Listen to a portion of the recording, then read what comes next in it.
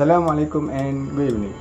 My name is Muhammad Hazad Ghazani, student Diploma in Medical Assistant from Cohort 4. Today, I would like to present about ectopic pregnancy. So, let's check it out.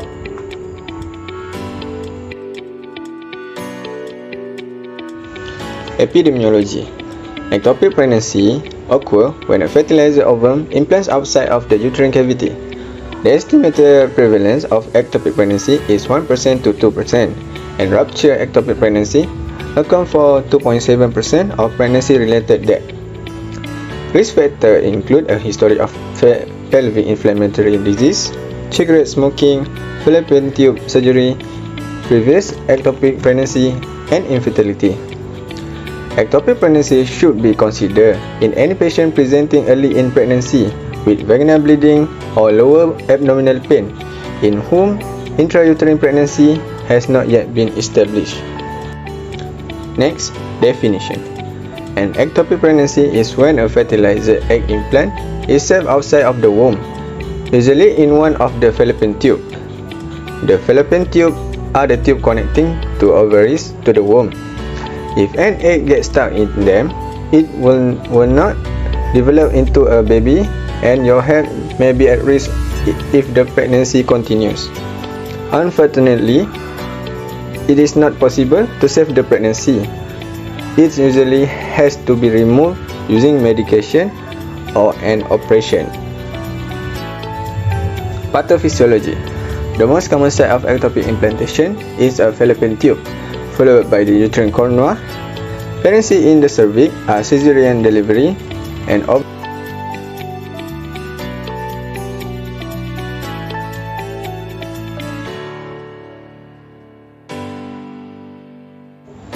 etiology. First, previous ectopic pregnancy. If you have had this type of pregnancy before, you are more likely to have another. Second, inflammation or infection. Sexually transmitted infection such as gonorrhea or chlamydia can cause inflammation in the tube and other nearby organs and increase your risk of an ectopic pregnancy. Third, fertility treatment. Some research suggests that women who have in vitro fertilization or IVF or similar treatment are more likely to have an ectopic pregnancy. Infertility itself may also raise your risk. Fourth, tubal surgery. Surgery to correct a closed or damaged fallopian tube can increase the risk of an ectopic pregnancy. Fifth, smoking. Cigarette smoking just before you get pregnant can increase the risk of an ectopic pregnancy. The more you smoke, the greater the risk.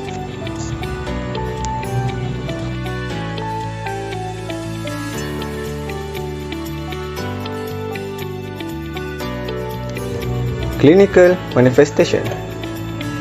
You may not notice any symptom at first. However, some women who have an ectopic pregnancy have the usual early sign or symptom of pregnancy: a missed period, breast tenderness, and nausea. For first, early symptoms. Often, the first warning sign of ectopic pregnancy are light vaginal bleeding and pelvic pain. Second, emergency symptom. If the fertilized egg continues to grow in the fallopian tube, it can cause the tube to rupture and heavy bleeding inside the abdomen. Symptoms of this life-threatening event include extreme lightheadedness, fainting, and shock.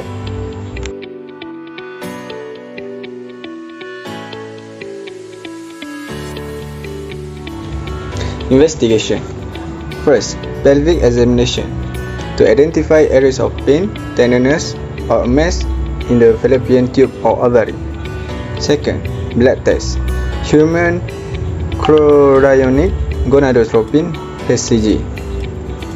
Blood test to confirm that you are pregnant. Level of this hormone increase during pregnancy.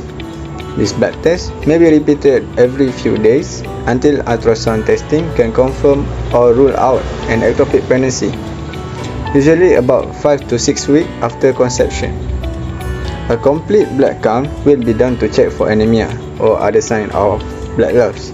If you are diagnosed with an ectopic pregnancy, the doctor may also order tests to check your blood type in case you need a transfusion. Third, ultrasound. A transvaginal ultrasound allows your doctor to see the exact location of your pregnancy.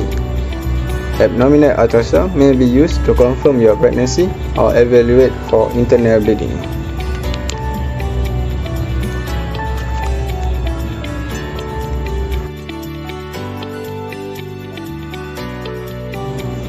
Management. The definitive management of ectopic pregnancy can be medical, surgical or conservative. Medical management of an ectopic pregnancy is with IM methotrexate. It is an anti-folate cytotoxic agent that disrupts the folate-dependent cell division of the developing fetus. The pregnancy will then gradually resolve. Surgical management involves the surgical removal of the ectopic pregnancy in cases of tubal ectopics. Most common, a laparoscopic salpingectomy is usually performed removing the ectopic and the tube that is implanted in. However, if there is damage to the contralateral tube from infection, disease or surgery, a salpingotomy occurred in the fallopian tube can be performed to remove the ectopic and salvage the tube to preserve future fertility. Conservative management involves watchful waiting of the stable patient while allowing the ectopic to resolve naturally. This is suitable in a small number of selected patients only, and it is not the first line management. This approach needs to be discussed at senior level.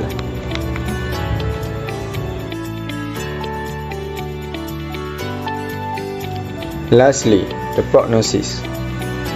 The majority of women who experience ectopic pregnancy have healthy pregnancies. The egg can be fertilized normally if both fallopian tube or even just one are still intact. If have a pre-existing reproductive condition, however, it may damage future fertility and raise risk of ectopic pregnancy. This is especially true if the pre-existing reproductive issue has resulted in an ectopic pregnancy in the past. Surgery can damage the fallopian tube, making ectopic pregnancy more likely in the future. Consult your doctor about possibility fertility therapies if one or both fallopian tube must be removed. In vitro fertilization, for example, entail implanting a fertilized egg into the uterus. Pregnancy loss, regardless of how early it occurs, can be devastating. Ask doctor if there are any local support group that can help cope with loss. Rest, eat healthy food, and exercise as much as can following this loss to take care of yourself. Allow yourself to grieve. It's important to remember that many women have healthy pregnancy and kids. When ready, speak with doctor about strategies to guarantee a healthy pregnancy in the future.